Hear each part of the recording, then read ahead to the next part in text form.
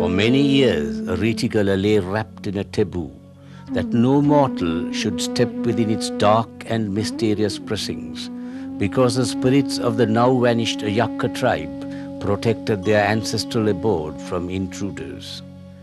James Mantle, a British surveyor, broke the taboo and entered Reticula somewhere between 11th of May and 10th of July 1872.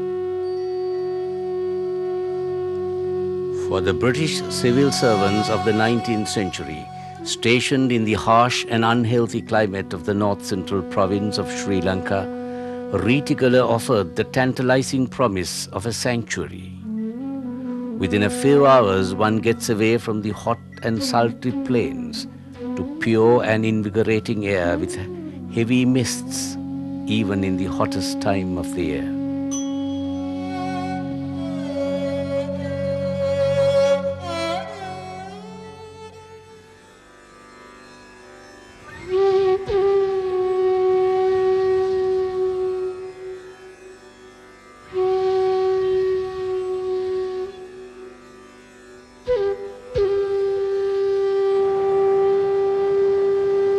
The tank civilization and the agrarian economy of ancient Sri Lanka reaches its most glorious phase in the 12th century at Polonnaruwa.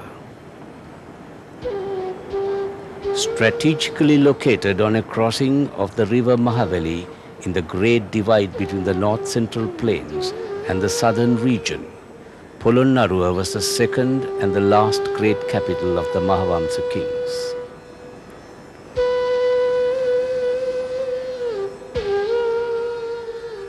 However, Polonnaruwa's place in history was mainly due to Parakramabahu the Great, in whose reign of 42 years the city very nearly surpassed its predecessor in splendor and fame. As these reconstructed models show, Polonnaruwa is more secular than Anuradhapura, more urbane and sensuous. Moreover, as the ruins are not so ruined, they require less effort of imagination to enable one to recast scenes of the past. Polonnaruwa dominates in weather-worn brick as against the purer rock creations of Anuradhapura. There is a decadent stucco ornamentation which whispers of imitation.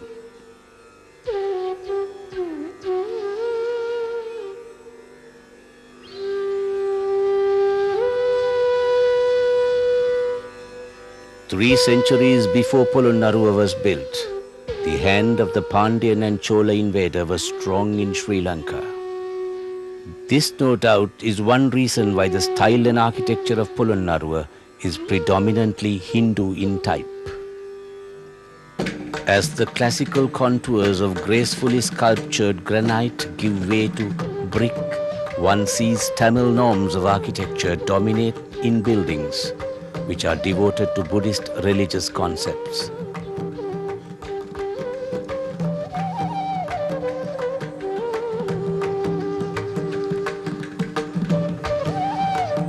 Parakrama himself was a Brahmin and chiefly of Tamil blood, as doubtless were his court and nobility.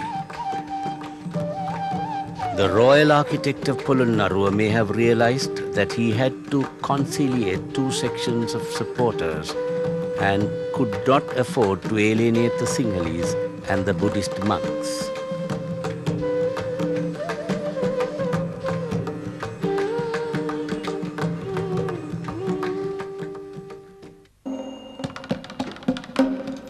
As the Sinhala kingdom began withdrawing to the central hills, in the great historical shift known as the drift to the southwest, the jungle tide crept over Pulatti Nagara, as Polonnaruwa was referred to in the ancient chronicles.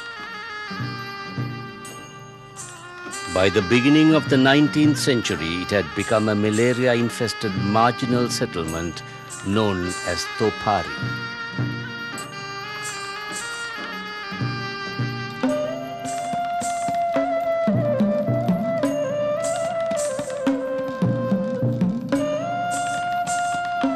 One day, in the year 1828, a young first lieutenant of His Majesty's 2nd Ceylon Regiment, marching his detachment from Batticaloa in the east coast to the interior, was attracted by some stone pillars standing in the jungle off the road and decided to examine.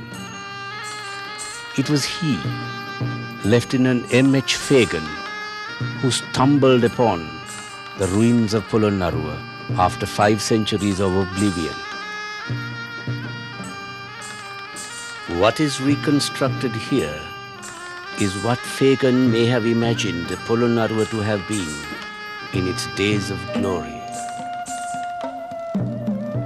His carefully compiled notes, first published in the Ceylon Government Gazette of August 1st, 1820, and reprinted in 1885 in Volume 2 of the Orientalist, written with a gift for vividly painting a picture in words, are a pioneer account of the discovery of the disintegrating remains of Pulatti Nagara, consigned to oblivion under a forest of large trees, 5 centuries old and covered by a mantle of lush undergrowth.